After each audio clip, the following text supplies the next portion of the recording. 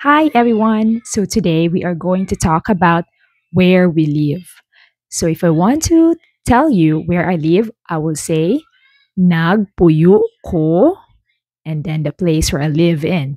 So, for example, Nagpuyo ko sa US.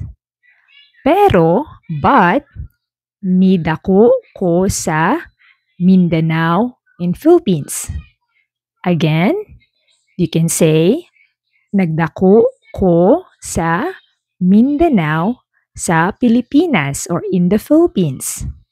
Ikaw, asa ka nagpuyo?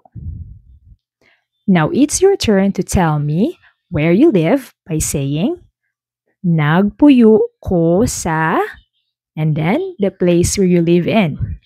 Again, the phrase to use is, nagpuyo ko sa.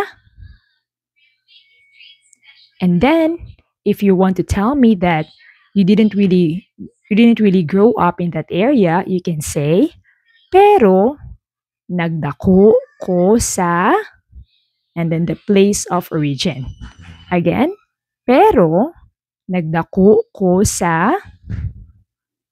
I hope you learned something new today. Again, this is Teacher Joanne. Hangtud sa sunod. Salamat!